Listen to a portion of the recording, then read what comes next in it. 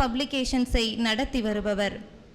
Trunk பெட்டி கதைகள், கண்ணம்மா போன்ற சிறுகதை தொகுப்புக்கு சொந்தக்காரர், இதழாசிரியர், எழுத்தாளர் திரு ஜீவகரிகாலன் அண்ணன் அவர்களை வாழ்த்துரை வழங்க வருமாறு பேரன்புடன் வரவேற்கின்றோம்.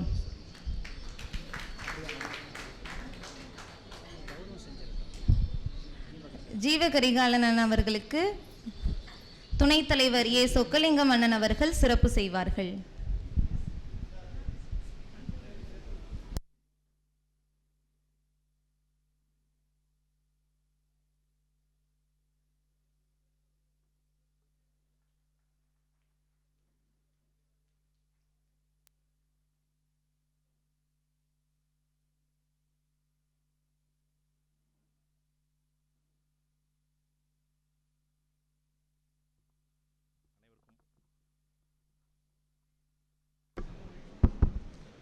அனைவருக்கும் வணக்கம். அழைப்பு வரும் என்ன எதிர்பார்க்கல. ஏன்னா நான் இந்த புத்தகம் தாமதமாக நடப்பதற்கு நானும் ஒரு காரணம் என்பதால் முதலில் அவைக்கு என்னுடைய மன்னிப்பை கோரிக்கொள்கிறேன். அதாவது புத்தகம் கொண்டது கொஞ்சம் தாமதம் ஆயிடுச்சு. சென்னை புத்தக கண்காட்சி முடித்து அங்கேருந்து அனுப்பிச்சின புத்தகம் பொங்கல் டிரான்சிட்டில் கொஞ்சம் தாமதமாகவும் உங்கள் நண்பர்களின் உதவியோடு நான் கொண்டு வந்தேன். அதனால் தாமதத்திற்கு முதல்ல என்னுடைய வருத்தத்தை தெரிவிச்சுக்கிறேன். என்னென்னா புத்தகம் வர்றது தான் பிரதானங்கிறதுனால நம்ம ஒன்றும் பேச வேணாம் அப்படின்னு சொல்லிட்டு தூக்கிட்டு வந்ததில் நம்ம சரி அப்படி ஒரு ஓரமாக உட்காந்துட்டு இருந்தேன். சுமந்து வரும்போது தான் பார்த்தேன், ஐயோ நம்மளே தூக்கிட்டு வரணுமே அப்படின்னு நினைக்கும்போது தான் பார்த்தேன். ஆனால் இந்த இடத்துல விஜயா ஐயா வேலாயுதம் ஐயா அவர்களை பற்றி நான் பேசி ஆகணும். பதிப்பாளர் ஏன்னா இவ்வளோ தூரம் தான் சுமந்து வந்துட்டு இருக்கேன். ஏன்னா நான் அந்த புத்தகத்தை பதிப்பிச்சது 2016.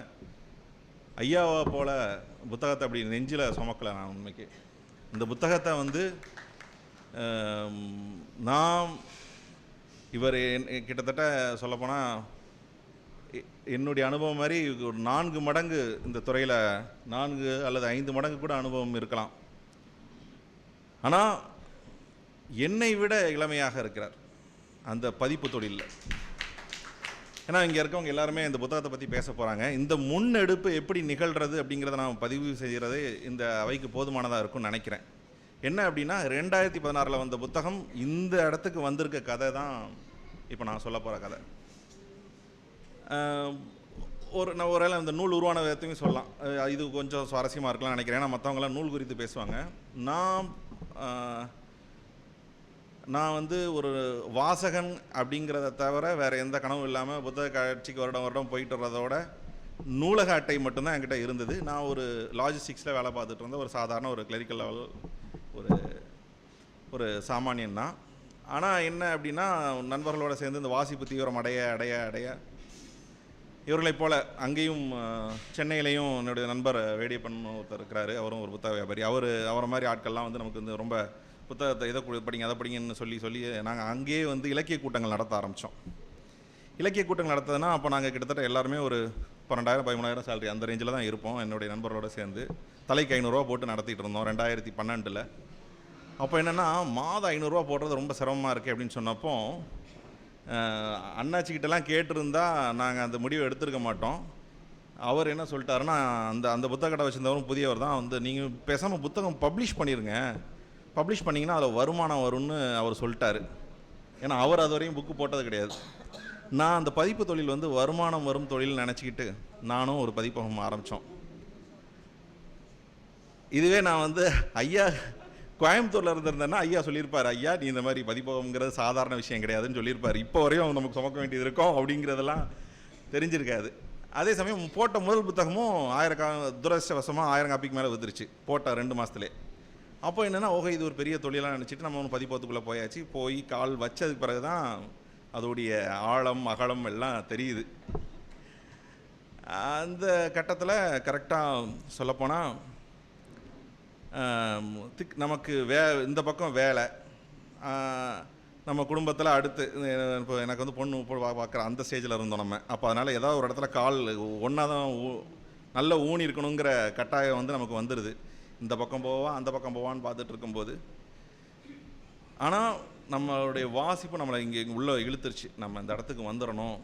ஆனால் பதிப்பு தொழிலில் நான் எங்கேயாவது ஒரு இடத்த அடையணும்.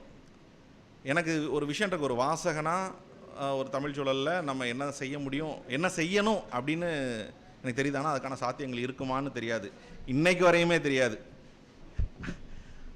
ஆனால் 2016 நான் ஒரு 3 புத்தகங்கள் போட்ட அளவில் தான் ஒரு நண்பரின் வாயிலாக இன்பம்மாவை சந்திக்கிறேன். அவங்க எனக்கு வந்து அம்மா தான். இன்பம்மாவை சந்திக்கிறேன்.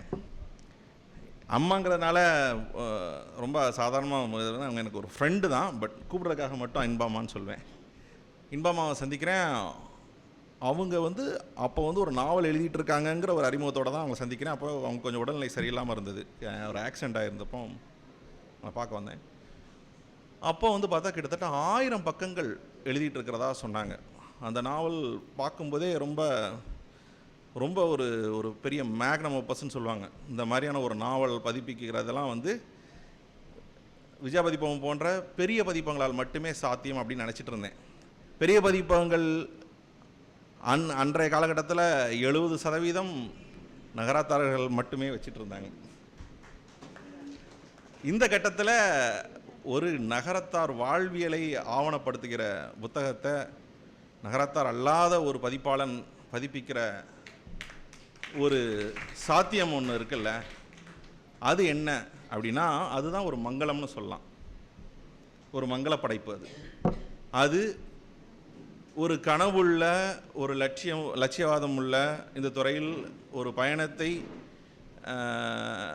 அடைந்து தீர்வென்று உத்வேகம் உள்ள இளைஞர்களுக்கு மங்களத்தை சேர்க்கின்ற ஒரு படைப்பு உருவானது. அது அந்த இடத்தை தேடிக்கொண்டது. அதன் பிறகு தான் எங்களுக்கு நட்பு உருவாகுது. முதல்ல அந்த படைப்புக்கான பதிப்பாளனும் எழுத்தாளரும் சந்தித்து கொண்ட நிகழ்ச்சியாக தான் அதை நான் பார்க்குறேன்.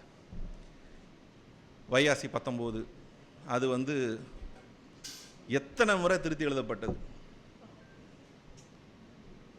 எத்தனை முறை சோர்வடைஞ்சாங்க, எவ்வளவு உடல் ரீதியாக தளர்வடைஞ்சு சுற்றி அந்த நாவலில் வர அத்தனை நெருக்கடிகளும் அவங்க உணர்வுபூர்வமாக அவங்க உடல் ரீதியான பிரச்சனைகள் இருக்குன்னா அது கிட்டத்தட்ட அவங்களும் அதை அனுபவபூர்வமாக வளர்ந்துருப்பாங்க. அதில் ஒரு தீவிரவாத தாக்குதல், அந்த போர் காட்சிகளை வந்து ஏதோ ஒரு வகையில் இங்கே வந்து ஒரு குண்டுவெடிப்பு சார்ந்த ஒரு அச்சுறுத்தலில் வந்து அனுபவப்பட்டு அப்படி ஒவ்வொன்றையும் ரொம்ப நெருக்கத்தோடு அந்த புத்தகம் உருவானது. இந்த புத்தகம் இதற்கு இடையில் அவங்களுக்கு ஒரு மேஜர் ஆப்ரேஷன் நடந்தது. அப்போவும் புத்தகம் தயாராகலை. நான் அந்த 2 புத்தகம் போட்டவன் ஒரு 5 புத்தகம் வந்துட்டேன். அப்போ வந்து அவங்களுடைய டாக்டர்லாம் வந்திருக்காங்க. அவங்க எனக்கு கூப்பிட்டு சொன்னாங்க, இன்பம் அவங்ககிட்ட பேசணும்னு சொன்னாங்க அப்படின்னு சொல்லிட்டு ஆப்ரேஷன் போகிறதுக்கு முன்னாடி என்கிட்ட சொன்னாங்க. அதுக்கு வந்து எனக்கு மெயில் அனுப்பிட்டு, என் நண்பன் பாலா இளம்பரை இருக்கார், அவர் தான் அந்த புத்தகத்தை முழுக்க வாசி மறுகட்டமைப்பு செஞ்சுக்கிட்டே இருந்தவர். நான் வருவனோ இல்லையோ, ஆனால் அந்த புத்தகம் வர்றேன்னு சத்தியம் பண்ணி கொடுங்க அப்படின்னாங்க. அதைத்தான் நான் மங்களம்னு சொல்கிறேன். அப்போ வந்து ஒரு பதிப்பாளன் உருவாக்குறதுக்காகத்தான் அந்த படைப்பு உருவானதுன்னு நான் நம்புகிறேன். அந்த புத்தகத்தை வைத்து தான் நான் வந்து மிக முக்கியமான ஒரு படைப்பாளியை மீண்டும் கொண்டு வர சாத்தியமானது. அதற்கு பிறகு தான் இவ்வளோ பெரிய புத்தகத்தை கொண்டு வந்து அதையும் இலக்கியத்தை பொறுத்த வரைக்கும் ஐயா சொன்னது உண்மைதான். இது வந்து ஒரு சரியான அளவில் போகலையேன்னு தவிர அது என்ன வந்து அது எனக்கு ஒரு மிகப்பெரிய உத்வேகத்தை தான் அளித்தது. ஏன்னா நான் கிட்டத்தட்ட அநேகமாக இந்த 60 புத்தகங்கள் போயிருக்கு அப்படின்னா இது 1000 பூர்த்தி ஆகுதுன்னு நினைக்கிறேன். நான் இந்த எண்ணிக்கை வந்து ஒரு தீவிர இலக்கியம், இது வந்து எந்த விதத்திலையும் சமரசமற்ற ஒரு தீவிர இலக்கியம்னு சொல்லலாம். இது ஒரு சமூகத்தை மட்டும் பேசுகிற படைப்பு அல்ல. அது அப்படி பார்க்கும்போது இது ஒரு ஒரு விற்பனையாளரும் ஒரு பூர்த்தி செய்யப்பட்ட நாவல் தான். ஆனால் இந்த எண்ணிக்கை போதுமாகிற கணக்கை தான் ஐயா பேசினார். அது 2வது விஷயம். நான் அதுக்கு நான் வரலை. இப்போ இந்த இடத்த நம்ம பேசணும். இப்போ வந்து அந்த புத்தகம் உருவாகுது, அதுக்கு பிறகும் அவங்க திரும்பிடுறாங்க, அதுக்கு பிறகும் மறுகட்டம் செய்கிறோம். ஒரே ஒரு உதாரணம் சொல்கிறேன். அதில் வந்து ஒரு பெயர் மாற்றம் நடக்குது. பிரதான பாத்திரம் மீனாவுக்கு பதிலாக வேறு பேர். ஸோ 1000 பக்கங்கள்லையும் அந்த பெயர் மாற்றத்தை மாற்றி அதுக்கேற்ற கேரக்டரை மாற்றி, அது வள்ளி உங்கள் பேரில் தான் இருந்தது, வள்ளிங்கிற பேரில் இருந்தது, அது அவங்களோட பேருக்குனால மாற்றணும். இப்போது அந்த மாதிரி சின்ன சின்ன வேலைகளுக்காக ரீரைட்டிங் ஒர்க்குங்கிறதே அவங்கள ரொம்ப, அவங்க கம்ப்யூட்டரில் கூட எழுதலை, பேனாலையும் எழுதலை, எல்லாமே மொபைலில் எழுதுனாங்க. ஸோ ஒரு மிக கடுமையான ஒரு போராட்டத்துக்கு பிறகு தான் அந்த புத்தகம் வெளியானது. வெளியாகும்போது மெட்ராஸ் யூனிவர்சிட்டியில் வெளியானது. ஜஸ்டிஸ் ஏஆர் லக்ஷ்மணன் அவர் தான் வந்து இந்த நூல் வெளியிட்டிருந்தார். நல்ல வரவேற்பு கிடைத்தது. இலக்கியத்தில் இருக்கக்கூடிய அவநம்பிக்கையான சூழல் தான் அவங்க புறக்கணிக்கப்பட்டது.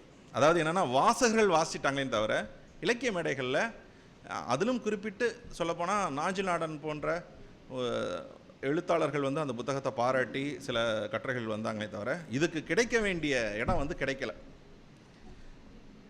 ஆனால் அதுக்கான காலத்தை தேடிக்கிட்டு இருந்ததுன்னு நினைக்கிறேன். அது அண்ணாச்சி கைக்கு வர வரையும் அதை கொண்டு சேர்த்த இவங்க வள்ளிக்கண்ணன் அவர்களுக்கு எனது நன்றி, நெஞ்சார்ந்த நன்றி நான் தெரிவிச்சுக்கிறேன். ஐயா கிட்ட வந்தது, ஐயா வந்து நான் சொல்கிறேன்ல என்னை விட சுறுசுறுப்பானவர்னு. நேற்று ஒரு இதழ் வெளியாகிருக்குன்னா அந்த இதழில் எது பிரதான கட்டுரையோ அதை வாசிச்சிருப்பார் அவர். எந்த ஒரு தன்னை கிராஸ் பண்ணி போகக்கூடிய எந்த இலக்கியவாதியோடைய படைப்புகளையும் வாசிச்சிருப்பார். நான் கணையாளியில் என்ன எழுதியிருக்கேங்கிறது கூட அவருக்கு தெரியும். அப்படி ஒரு இலக்கியத்தின் மீது இருக்கக்கூடிய மிகப்பெரிய காதல் கொண்ட ஒரு இந்த இளைஞன், அப்படி தான் நான் மறுபடியும் சொல்கிறேன். அவர் சொல்கிறார் பார்த்தீங்களா, இந்த புத்தகம் வந்து இப்போ அவர் கையில் எடுத்திருக்காருன்னா இது அவருக்காகவாது இது வந்து ஒரு மிகப்பெரிய ஒரு இடத்த அடையும் அப்படிங்கிற நான் நம்புகிறேன். நீங்கள் வந்து இந்த துறையில் இப்படிப்பட்ட பிதாமகர் எடுத்த ஒரு முன்னெடுப்பை வந்து பூர்த்தி செய்கிற இதில் தான் நீங்கள் இருக்கிறீங்க. அதை அவர் 5000 காப்பி விற்கிறேன்னு சொல்லியிருக்கிறாரு ஒரு வருடத்தில். அப்படி வரும் பட்சத்தில் எல்லாமே சாத்தியமா. அப்போ நான் பதிப்பாளனா நான் என்ன செய்கிறது அப்படின்னா, இவங்க அடுத்து இது தொடர்ந்து 2 நாவல்கள் அது வரப்போகுது. அந்த நாவல் சிம்பியன்கிற நாவல் அது மறுகட்டம் செஞ்சிட்ருக்கு. அதே மாதிரி இதை உலகளாவிய அளவில் கொண்டு போகணும் அப்படிங்கிற ஒரு மொழிமாற்றம் செஞ்சு கொண்டு போகணுங்கிற ஒரு முயற்சியில் இருக்கிறோம். அதுக்கு அவங்களுக்கு அந்த உடல் நலத்தையும் அதற்கான எல்லா சூழல்களும் அமைவதற்கு நான் வந்து பரிபூர்ணமாக வேண்டிக்கிறேன். அதே சமயத்தில்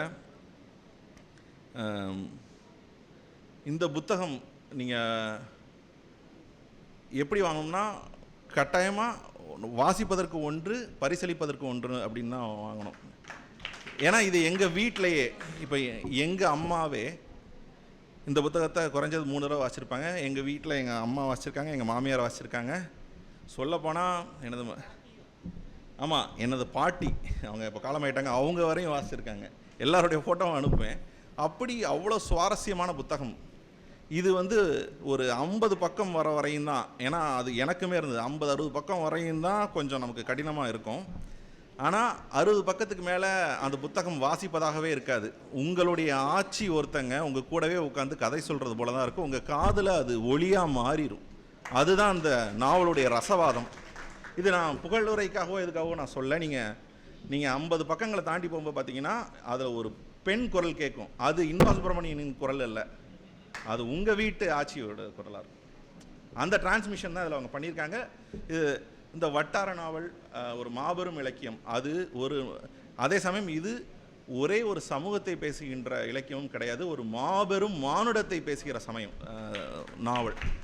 இதில் வந்து பல கலாச்சாரங்கள் இருக்கிறது, பல சமூகம் இருக்கிறது, பல மதங்கள் இருக்கிறது. இதில் இருக்கக்கூடிய ஒரே பெருமை என்ன அப்படின்னா, அத்தனை சமூகத்தையும் அரவணைத்து செல்கின்ற அந்த பிரதான கதாபாத்திரம் நகரத்தார் பின்புலத்திலிருந்து வந்து இங்கிற ஒரு ஒரு ஒரு ஒரு ஒரு ஒரு சீமாட்டின்னு சொல்லலாம். செல்வச்சமத்தி, என்ன சீமச்சமத்தி, அதில் வர்ற ஒரு அருமையான வார்த்தை. அதை நாங்கள் சொல்லி பார்த்துக்கிட்டோம். நாங்கள் சீமச்சமத்தி மட்டும் இல்லை, இதில் இன்னும் ஒரு சுவாரஸ்யமான ஒரு சின்ன விஷயத்தை மட்டும் சொல்லிட்டு போகிறேன். இது என் வாழ்க்கையில் மங்கள படைப்புன்னு சொல்கிறதுக்கு இன்னொரு காரணம் என்னென்னா, இந்த புத்தகத்தோடைய பற்றிய பதிவுகளில் ஒரு வாசகி வந்து அதில் வர்ற பால் கொழுக்கட்டையை பற்றி அவங்களுடைய பள்ளி தோழி யாரோ ஒரு நகத்தார் சமூகத்தில் பால் கொழுக்கட்டை செஞ்சு கொண்டு வந்ததாகவும் அதை சாப்பிட்டு பார்த்துருக்கேன், அது அவ்வளோ ருசியாக இருக்கும், இந்த நாவலை வாசிக்கும் போது எனக்கு பால் கொழுக்கட்டை ஞாபகம் வந்தது அப்படின்னு சொல்லி ஒரு பதிவு போட, நான் அந்த பால் கொழுக்கட்டையை உங்களுக்கு செஞ்சு தரட்டுமான்னு நான் பதிலுக்கு கமெண்ட் போட, அந்த பால் கொழுக்கட்டையில் ஆரம்பித்த உறவு தான் இன்றைக்கி அவங்க என்னுடைய மனைவி. அவங்க அப்போ யூகேயில் இருந்திருந்தாங்க. அதனால் ஒரு மங்கள படைப்புன்னு சொல்கிறேன். அது வந்து அவ்வளோ பாசிட்டிவ் வைப்ரேஷன் உள்ள ஒரு புத்தகம் அது. ஆமாம், ஒரு கல்யாணத்தையே பண்ணியிருக்கு. இல்லாட்டி யாராவது பதிப்பு துறையில் இருக்கவங்களை கல்யாணம் பண்ணிக்குவாங்களா? என்ன செய்ய ஐயாலாம் பதிப்பு துறைக்கு போகிறதுக்கு முன்னாடி கல்யாணம் பண்ணியிருப்பாருன்னு நினைக்கிறேன். அடுத்ததான் கடைசியாக விஷயம்னா, அது மட்டும் இல்லை, உற்ற நண்பர்களையும் அந்த புத்தகம் எனக்கு சம்பாதிச்சு கொடுத்தது. இப்போ என்னன்னா, உங்களுக்கு தெரியும் பொங்கல் ஹாலிடேஸில் அவ்வளோ கஷ்டம் புக்கை எடுத்துகிட்டு இங்கே டிரான்ஸ்லேட் பண்ணி எடுத்து கொண்டு வரதுன்னு. என்னுடைய நண்பர்கள் 6 நண்பர்கள், அவங்க பேராசிரியர்கள் சரவணஜோதி அவர்களும் வீரலட்சுமி அவர்களும் வந்திருக்காங்க. அவங்க எனக்கு இமாமா மூலமாக மலேசியாவில் இந்த நூல் வெளியிடப்படும் போது அதை ஃபோட்டோ எடுத்து அனுப்புனவங்க தான், அதன் மூலமாக அறிமுகமானவங்க தான் இன்றைக்கி என்னுடைய வாழ்க்கையில் மிக முக்கியமான நண்பர்களாக இருக்கிறவங்க. அவங்க பேராசிரியர் வீரலட்சுமி அவருங்க. அவங்க தான் புத்தகத்தை காரில் எடுத்து போட்டு வந்தாங்க. ஸோ இந்த புத்தகம் எப்படியோ என் வாழ்க்கையில் பின்னி பிணைந்து இருக்கிறது. அதனால தான் நான் சொல்கிறேன், எப்போவுமே இந்த புத்தகம் வாங்குவதற்கும் வாசிப்பதற்கும். நான் பரிசாக கொடுத்துருக்கிற புத்தகத்தோட எண்ணிக்கையே கிட்டத்தட்ட 50க்கு மேலே இருக்கும். எந்த ஒரு திருமணத்துக்கு போனாலுமே நான் இந்த புத்தகத்தை பரிசாக கொடுப்பேன். அது நிறைய பேருக்கு ரொம்ப அந்த புத்தகம் பிடிச்சிருந்ததுன்னு சொல்லுவாங்க. அது எந்த மதமாக இருந்தாலும் சரி, எந்த இதாக இருந்தாலும் சரி. ஸோ இது நகரத்தாருடைய படைப்புன்னு மட்டுமே சுருக்கிற வேணாம், ஆனால் நகரத்தார் வாசிக்காமல் இருக்க கூடவே கூடாதுங்கிறத மட்டும் இந்த இடத்துல பதிவு செய்து கொள்கிறேன். பொறுமையாக கேட்டுக்கொண்டிருந்த அவையோர்களுக்கும் சான்றோர்களுக்கும் எனது அன்பான வணக்கம். ஒரே ஒரு எக்ஸ்கியூஸ், நான் அந்த பக்கம் உட்காந்துக்கிறேன்.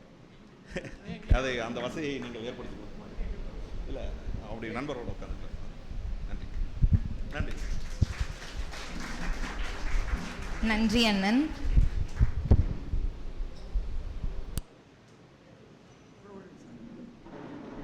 அது வழக்கமான பேச்சாளர் கிடையாது, இல்லை, நம்ம விற்பனையாளர் தானே. விதை விற்கிறவங்க விவசாயி ஆயிட முடியாது. விதை தான் விற்கிறேன், விவசாயம் இல்லை, அதனால் விட்டு போகுது. அது எம்சின்னு சொல்லுவார், பேசும்போது விட்டு போயிடும், அப்புறம் ஞாபகம் வரும்னு. இது முக்கியமான செய்தி, உங்கள் எல்லாத்துக்கும் தெரிஞ்சுக்கணும். இந்த நெடுஞ்சாலையில் போகிறோம், காரைக்குடி புதுக்கோட்டை நெடுஞ்சாலையில் போகும்போது கீழச்செவல்பட்டியில் பார்த்தா கீழச்செவல்பட்டி காவல் நிலையம் எல்லை முடிவு அப்படின்னு வரும். எனக்கு ஒரே எரிச்சலாக இருக்கும். பாடுவார் முத்தப்பர் பிறந்த ஊர் அப்படின்னு ஒரு போர்டு வைங்க. ஏன்ல அப்படி அறுக்கிறீ? காவல் நிலையம் பாடுவார் முத்தப்பர் பிறந்த ஊர் கீழச்செவல்பட்டி ஒன்று வைய. இந்த பஸ்ஸில் போகிறவங்க காரில் போகிறோம் அந்த போர்டை பார்த்து கும்பிட்டு போவாங்க. உள்ளேயாவது ஒரு ரவுண்டு பாடுவார் முத்தப்பர் பிறந்த ஊர்னு போயிட்டு வருவாங்கல்ல. இது அந்தந்த பஞ்சாயத்து நீங்கள் முயற்சி பண்ணலாம். இது நெடுஞ்சாலைக்கு போக வேண்டியதில்லை, அரசாங்கத்துக்கு போக வேண்டியதில்லை. அந்த பஞ்சாயத்துக்காரங்க யாரோ போர்டு எழுதி வச்சுட்டா அது ஒரு கம்பத்தில் வச்சிடலாம். ஒன்று. ரெண்டாவது, சிலப்பதிகாரத்துக்கு முற்றுப்பெறக்கூடிய ஊவேசாவுக்கு அந்த ஏடு கிடச்ச ஊர், ஏடு கொடுத்த ஊர் மிதிலைப்பட்டி. யாருக்காவது தெரியுமா உங்களுக்கு? அந்த ராங்கியம் மிதிலைப்பட்டியில் அந்த மிதிலைப்பட்டி கிடக்கும்போது அங்கே ஒரு போர்டு, சிலப்பதிகாரத்தினுடைய கடைசி ஏடு கிடைத்த ஊர் மிதிலைப்பட்டி. உலகத்தில் கொண்டாடி தீர்த்திருவாங்க, உலகம் பூரா கொண்டாடி தீர்த்திருவாங்க. அது உலகம் பூரா கொண்டாடி தீர்த்திருவாங்க. அது நீங்கள் ஒன்று வைக்கணும். ஒன்று. ராயவரம் அழவள்ளியப்பா, சக்தி வைகோவிந்தன், இந்த பேர் வைக்கணும் ராயவரத்தில். இதெல்லாம் அந்தந்த நீங்கள் முயற்சி பண்ண போதும். இதுக்கு அரசு முயற்சி, அரசாங்க முயற்சி வேண்டியதில்லை. நெற்குப்பையில் பெரிய சாதனையாளர் சம்பந்தம் எல்லாத்தையும் படிக்க வச்சுருக்காங்க. படிக்க ஒரு தினமணி பத்திரிகை பல்கலைக்கழகமாக மாற்றிய பெருமை சம்பந்தத்துக்கு உண்டு. அடுத்த தமிழர்கள் ஐயா நெருக்குப்பைக்கு அந்த அந்த அந்த போர்டு வைக்கலாம். இப்படி எவ்வளவோ இருக்குது. அவங்கவுங்க உங்களுக்கு தெரியாத நம்ம சொல்ல போகிறோம். இது அதுக்கு நீங்கள் ஒரு எல்லோரும் முயற்சி பண்ணணுன்னு கேட்டுக்கொள்கிறேன். இது விட்டு போச்சு, அது எம்சிஎன் பேசும்போது வராது, இது ஞாபகம் வந்துருச்சு. அதே மாதிரி கோட்டையூரில் முக்கியமாக வைக்கணும். ரெண்டு பெரிய ஆளுமைகள், ஏகே செட்டியார் ஒன்று, ரோஜா மத்தியா ஒன்று. 2 பேரும் உலக புகழ் பெற்றவர். ஏகே செட்டியாரை பற்றி ஒரு செய்தி சொல்லிட்டு முடிச்சிடுறேன். விருது தரலைன்னு இன்பா சொன்னாங்க. ஏகே செட்டியாருக்கு தமிழக அரசு பாரதியை கொண்டாடுறாங்கன்னு சொல்லி ஒரு விருது வாங்க சொல்லுது. ஒரு கேடையை வாங்கிக்கிறேன்னு 1974 தமிழக அரசு ஏகே செட்டியாருக்கு ஒரு விருது கேடயம் வழங்கியவர் பெற்றுக்கொள்ளுங்கிறார். அவர் மறுத்துறார், எனக்கு நான் வரல, வேண்டாம்னுறார். அந்த மேடையில் அப்போ லட்சுமிகாந்தன் பாரதி ஐஏஎஸ் அந்த செக்ரட்டரி, அந்த துறை செயலர், ஏகே செட்டியார் சார்பாக லட்சுமிகாந்தன் பாரதி இந்த கேடயத்தை பெற்றுக்கொள்வார் கொடுத்துட்டாங்க. அவர் வாங்கிட்டார். ஏகே செட்டியாருக்கு வந்ததே பாருங்க கோபம், என்னுடைய படமே வரக்கூடாதுன்னு நான் சொல்கிறேன், நீ கேடயம் ஏன் சொல்வா, நீ வா. அது வாங்கிக்கவே இல்லை. இப்பொழுது அந்த விருது கிடையும் கோட்டையூர் அழகப்பா பள்ளியில் இருக்கிறது. தாங்கள் போனால் பார்வையிடலாம். நன்றி.